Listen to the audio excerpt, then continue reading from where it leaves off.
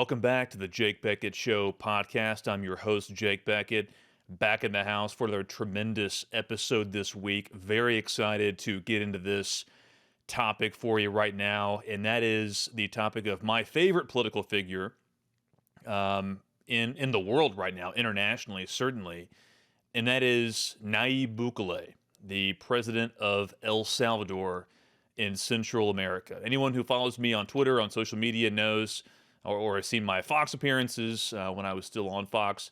They've known about my admiration for Bukele, what he's been able to accomplish, and really what the presence of Nayib Bukele means for our political system in the United States. I'm very proud that I've been on the forefront on this. I've been on this guy for a number of years. I actually met him briefly a couple of years ago when I was running for Senate. I met him at the Bitcoin conference in Miami. He was one of the keynote speakers. We'll get into why he was part of that Bitcoin conference. He was the first head of state to announce that he was adopting Bitcoin as an official currency of his country. But I'm a huge fan of Nayib Bukele. I'm a big admirer. And it's great to see him getting more traction, great to see him getting more attention, both positive and negative. Obviously, the left and the establishment weak right are very worried and troubled by his rise, his emergence, and his success because of the inspiration that he gives to people around the world and people who are interested in politics from the right. So let's just get right into it. Who is Nayib Bukele? As I mentioned earlier, he is the current president, the head of state of the Central American country of El Salvador. He first won election in 2019.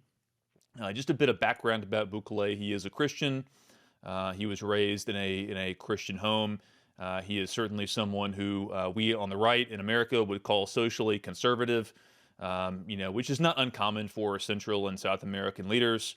He opposes abortion in all of its forms, no exceptions. He seems to be very socially conservative on other issues as well. But he was not always a member of the political right. So he first really emerged on the scene politically in 2012. As a young man, he ran for mayor of a smaller town in El Salvador, and he ran as a member of, I'm not going to get into the names of these specific political parties, they don't really matter, but he ran as a member of a left-center party, so essentially, kind of like a more moderate Democrat in American parlance. So he was not this right-wing authoritarian figure, that he's made out to be today. He actually came up through left-wing politics in El Salvador, and then a few years after that, he became mayor of San Salvador, the capital of the country of El Salvador. And so he, rose to prominence in that country and then ran for ran for president in 2019. What was interesting, though, is that a couple of years before he ran for president, he was expelled from the more left-wing party that he was originally a member of. He was expelled. There was some kind of a controversy. The party membership thought that he was too far to the right for them. They thought that he was divisive, and they even accused him of physically assaulting another party leader. And so he was expelled from this left-wing party in El Salvador, and he ran for president as an independent. He was not really a member of any party, and he wanted to run as an independent for president of El Salvador. And that's what he did. He won, somewhat uncommonly in some of these Central American countries. There was not a whole lot of controversy about the election. There were some general rumblings, but he avoided a runoff. He got well over 50% of the vote. And in February 2019, he became president of El Salvador. And so here's where things get really interesting, and really the legend of Nayib Bukele has really begun to form and really take off. So, as some people, if you heard of El Salvador before Nayib Bukele, you associated it with gangs and murder, violence, and danger. El Salvador had the highest murder rate in the world. Over 100 people per 100,000 were murdered every single year in El Salvador. There were all kinds of MS-13 and other related gangs that essentially ruled the country. And just like here in the United States, we have all kinds of gang violence, violent crime. A lot of our cities, especially blue cities, even in red states, they have murder rates that are even higher than El Salvador. But of course, we can't talk about that. Even members of the right, they want to do things like the First Step Act and let violent criminals out of prison. They think it's impossible. Violent crime is this just impossible riddle, this Gordian knot, to make a reference to Alexander the Great. It's just this impossible, unsolvable Rubik's Cube political deal, where just you can't stop violent crime. You have to have a violent culture. You have to have violent cities. There's nothing we can do about it. If we lock these people up, we'll be called racist, and you can't execute people. You can't put them in prison. It's impossible, right? Well, that's not correct at all. It's actually wrong. It has been proven wrong by none other than President Nayib Bukele of El Salvador. Immediately upon assuming office, he looked around and said, okay, the number one problem with my country is violence, violent crime, and gangs. So what did he do? Did he let them out of prison? Did he give them lighter sentences? Did he try to do community policing?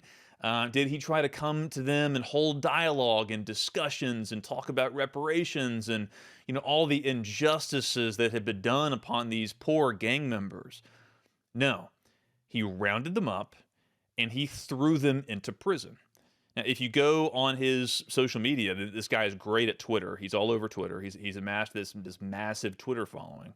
And, he and his production team have put out these amazing videos of him quite literally rounding up gang members, and putting them, basically naked into these massive holding pens and then throwing them into prison. And he put that out there as first of all, it was good marketing.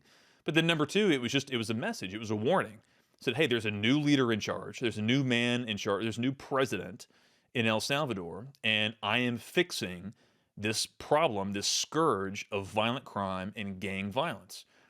And so he did. So every year, I said that the murder rate was over 100 per 100,000, which is astronomically high, and now it's under 10 per 100,000. He's reduced the rate of violent crime by over 90%, over 95% in some areas. He has virtually eliminated these gangs from their operational strongholds in San Salvador and other major cities inside the country, and he has made El Salvador a safe place to live and work. And of course, on the left-wing media, the corrupt legacy media establishment here in the U.S. and around the world, all of a sudden these hit pieces have started to come out because they're all getting very nervous. They see all these people on the right and conservative media. They're starting to look at Nayib Bukele and say, wow, this guy's really getting things done. And of course, they're painting him as this authoritarian figure, as this autocrat, this dictator. Bukele has a great sense of humor about it. He proclaims himself, he's the self-proclaimed dictator of El Salvador. It's all in good fun to him. He has a good sense of humor. He jokes around. But at the end of the day, he gets things done. He solved the problem of violent crime, not by these emotional tactics or opening a dialogue or giving people lighter sentences. He solved the problem by rounding them up and throwing them into prison for life. Not only that, he actually he instructed one of his ministers to physically destroy, to blow up, to detonate some of the gravestones of these gang members. He desecrated their graves. And the reason for that is because they were, a lot of these gang members in these gangs, they were using these graves as shrines. They were using them as recruiting tools.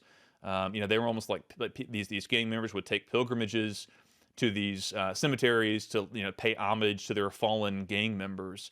And Bukele, he didn't close them off. He didn't say, hey, the cemetery's closed. He blew up the graves. This man does not play around.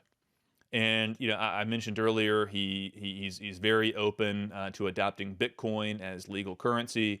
We'll see how that develops. I think that's that shows that he truly understands the power of hard money, of sound money, of the importance and the technological advancement that is Bitcoin, what that holds for the future. Really, I've increasingly come to believe that breaking away from the power of the Federal Reserve, from the IMF, from these international institutions, I mean, domestic and international institutions that have such a firm grip over the money printer, because, I mean, that's really what holds up this house of cards that is the U.S. regime based in Washington, D.C., is their control over the money printer. I mean, the U.S. dollar is still the world's reserve currency. That's how we finance our welfare state. That's how we finance foreign wars. That's how we finance the war in Ukraine, the wars in Iraq and Afghanistan.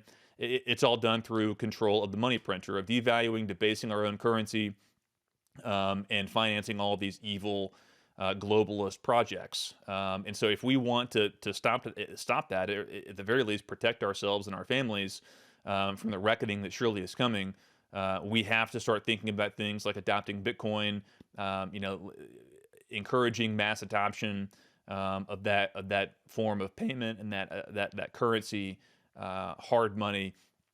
We have to start thinking outside the box. So I'm a big believer in Bitcoin. I'm a big believer in thinking outside of the box and innovating in terms of fiscal and financial policy. And Nayib Bukele has been a big inspiration in that regard, because he's been willing. It's easy for me to say here, to sit here. I'm not in political office. This man is a head of state, and he's had the guts and the fortitude to stick it out on several different fronts. But really, to close on this episode on Nayib Bukele, what does this mean for us here in the United States? What does this mean on the right? I love the emergence of Bukele, because the people who are in establishment politics, the uniparty on both sides, they have to do this dance where they pretend like Bukele doesn't exist, right? Because to them, them continuing their power and their legitimacy, and all of us pretending that, Congress and our government is still accountable to us, and that we're not just subjects under this tyrannical regime, they have to keep spinning this lie that things are unsolvable, that these problems are too complicated. You need this massive bureaucracy. You need millions of federal employees. You've got to take control of the House, and then get a supermajority in the Senate, and then have the right person elected president, and get all these Supreme Court justices, and then it just like Nayib Bukele cuts right through that BS. He shows that all it takes is one man. All it takes is one real leader to get into power, and all of our problems are solvable. And it's laughable, because people who are in the media, the establishment right, Conservative Inc., and everyone in the GOP, they will never say a word about Bukele, because he makes them look like the frauds that they are. He demonstrates every single day that these things that I'm talking about are possible. How do I know they're possible? Because he's doing them. He's doing them right now. We say, well, that's El Salvador, this is the U.S. Okay, I granted there's two different countries, but the point remains that we in the United States, and I've mentioned this, it's part of the reason why I do the Great Men of History series. We'll get more into that in the future, but part of the reason I do that is because we in the U.S., we don't even know what greatness looks like. We don't know what leadership looks like. We don't know. We have no conception about what is possible in terms of our political institutions and our political leaders. And so, like the battered stepchildren that we are, we just accept the status quo, which is violent streets, which is corrupt government, which is $33 trillion in debt, which is totally unsustainable fiscal outlays, which are globalist wars, which is just in a government that is totally unresponsive to the needs of 90% of Americans. So my hope, and what gives me reason for optimism, is that there are leaders out there like Nayib Bukele. They're doing these things. They're proving that it is possible. And I think over time, and I issued this warning to Bukele. I said, hey, I hope that you have a great security detail, because Nayib Bukele didn't kill himself. I mean, let's hope that he's able to stay healthy and stay in power, because I think that the left and the right, the uniparty and the corrupt legacy media in the U.S., they're going to do everything to undermine him, because they can't. It's these Wizard of Oz type moments where if you allow people to look behind the curtain and see that the emperor has no clothes, to mix my metaphors a bit, if people become aware and realize that, hey, there's another way of doing things. If we can just jettison this idea, this negative, pessimistic outlook that nothing can be solved, then the people will have hope. If we can abandon that loser mentality and start to point to people like President Bukele and say, hey, this is possible. This is achievable. There are people out there who are doing it, and they're just scratching the surface. America, the people in this country, look, we have unlimited natural resources. We have unlimited resources and human potential and capital, and a strong tradition. We've fallen. We've cast those ideals aside for the time being. But I think over time, in the long run, I mean, as you know me, in terms of investing, I'm short-term bearish. I'm long-term bullish in terms of America's future, because we're eventually going to figure this out. And eventually, leaders like Bukele are going to emerge, and they are going to take necessary action to solve these problems. So until next time, I'm signing off. This is Jake Bequette hosting the Jake Bequette Show.